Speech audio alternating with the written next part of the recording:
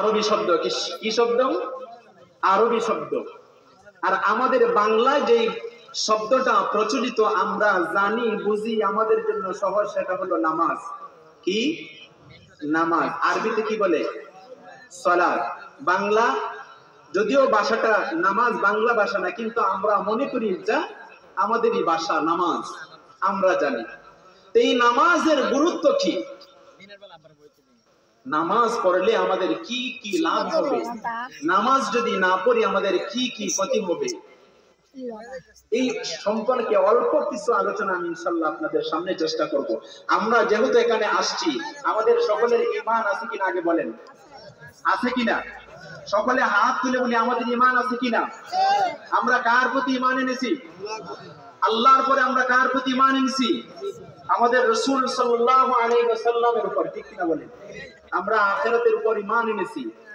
আমরা কবর, হাসর, মিজান, সিরাতের প্রতি ঈমান এনেছি। ঈমান আনে তাদেরকে বলা হয় মুমিন। কি বলা হয়? মুমিন, ঈমানদার। তা আমরা সকলেই ঈমানদার, মুমিন। তো মুমিনের তো কিছু গুণাবলী থাকা দরকার, মুমিনের তো কিছু বৈশিষ্ট্য থাকা দরকার। যেই কারণে, যেই বৈশিষ্ট্যগুলা থাকলে, যেই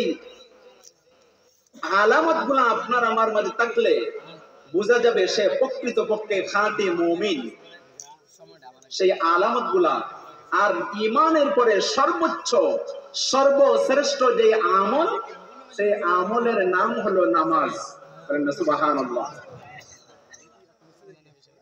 عن ابن مسعود رضي الله تعالى عنه قال سألت النبي صلى الله عليه وسلم أي الأعمال أحب إلى الله تعالى। حضرت ইবনে মাসউদ রাদিয়াল্লাহু তাআলা আনহু থেকে একটা হাদিস শরীফ বর্ণিত।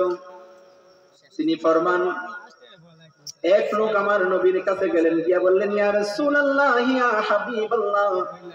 আমার নবীকে প্রশ্ন করলেন, সাআলতুন নবী সাল্লাল্লাহু আলাইহি ওয়াসাল্লাম আইয়ুল আমালি আহাব্বু ইলাল্লাহ, আল্লাহ রাব্বুল আলামিনের কাছে সর্বাধিক প্রিয় আমল কোনটি? কি আমল সবথেকে বেশি প্রিয় আমল কোনটা? আমলে কি আছে? আমলে যদি ঘাটতি থাকে তাহলে কি হয়, এই জিনিসটা সংক্ষেপে ইনশাআল্লাহ বোঝানোর চেষ্টা করব। আমার নবী সাহাবী জিজ্ঞেস করলেন, আইয়ুল আমালি আহাব্বু ইলাল্লাহি তাআলা, আল্লাহ রাব্বুল আলামিনের কাছে সর্বাধিক প্রিয় আমল কোনটি? বলা আমার রাসূল পাক সাল্লাল্লাহু আলাইহি ওয়াসাল্লাম ইরশাদ করলেন, সর্বাধিক প্রিয় আমল আল্লাহ রাব্বুল আলামিনের কাছে সালাত, নামাজ। কোন সময় পড়া? সঠিক সময়ে পড়া। যখন ওয়াক্ত হয় তখনই নামাজ আদায় করা। যখন ফজরের ওয়াক্ত চলে ফজরের নামাজ আদায় করে নেওয়া। যদি মনে করি না জোহরের সময় করব না, এখন ঘুমিয়ে থাকি, সেটা আল্লাহর কাছে প্রিয় আমল না। বোঝার চেষ্টা করবেন। তো এই আমল আপনার আমার কাছে, আল্লাহ রাব্বুল আলামিনের কাছে আমরা যে আমল করি, নামাজ পড়ি, ঈমানের পরে আমাদের সর্বপ্রথম হলো যে কাজ, সেটা হলো নামাজ। নামাজ এমন একটি ইবাদত যেখানে কোনো ধনী নাই, যেখানে কোনো ফকির নাই, যেখানে কোনো মিসকিন নাই, যেখানে কোনো পীর ওয়ালি নাই, সকল স্তরের সকল মানুষের জন্য একজন প্রাপ্তবয়স্ক পুরুষ এবং মহিলা যখন প্রাপ্ত বয়স্ক হয়ে যায়, তার মৃত্যুর আগ পর্যন্ত তার উপর সদা সর্বদা, সে সুস্থ থাকুক অথবা অসুস্থ থাকুক, সে গাড়িতে থাকুক অথবা সে বিমানে থাকুক, যেখানেই থাকে সেখানেই তার উপর যখন দিবেন। কথা বলেন না কেন? নামাজ পড়লে আল্লাহ বেহেশত দিবেন? অবশ্যই দিবেন। দিবেন না কেন? আল্লাহ রাব্বুল আলামিন বেহেশত কার জন্য বানাইছেন? নামাজীদের জন্য বানাইছেন। আল্লাহ রাব্বুল আলামিন বেহেশত ঈমানদারদের জন্য বানাইছেন। হযরত আবু হুরায়রা রাদিয়াল্লাহু তাআলা আনহু থেকে একটা হাদিস শরীফ।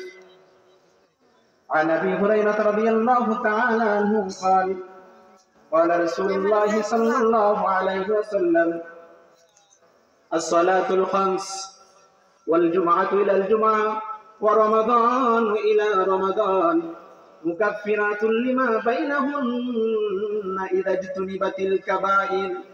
মুসলিম শরীফের মধ্যে হাদিস কারা বর্ণিত রয়েছে। আল্লাহর হাবিব সাল্লাল্লাহু আলাইহি ওয়াসাল্লাম থেকে বর্ণনা করেছেন আবু হুরায়রা রাদিয়াল্লাহু তাআলা আনহু। আবু হুরায়রা রাদিয়াল্লাহু তাআলা আনহু ফরমান, আমার নবীজি ইরশাদ করেছেন, তার বছর অতি তাড়াতাড়ি তোমরা চলে যাও ওদের ফান্দা গাছে। হয়েছি যে চলে আসছেন, ফান্দাক আসা মানে আমাদের বাড়িতে আসা। আল্লাহ ওনাকে সহিহ সালামতে মাহফিলে আসার তৌফিক দান করুক, সকলে বলি আল্লাহুম্মা আমিন। একটু সময় আপনারা আমার কথাগুলো শুনবেন, যদিও আমাকে বড় বক্তা মনে না হতে পারে, আমাকে ছোট মনে হতে পারে আপনাদের সন্তান, কিন্তু কথাগুলো একটু দামি, একটু শুনবেন, যেটা আপনার আমার আমলকে পরিবর্তন করে জান্নাতমুখী বানাতে পারে। ফরমান আমার নবীর সাহাবী ফরমান হযরত আবু হুরায়রা রাদিয়াল্লাহু তাআলা, 5 ওয়াক্ত নামাজ যেই ব্যক্তি পাঠ করবে, আদায় করবে, কয় ওয়াক্ত নামাজ? 5 ওয়াক্ত নামাজ যেই ব্যক্তি আদায় করবে, তাকে আল্লাহ রাব্বুল আলামিন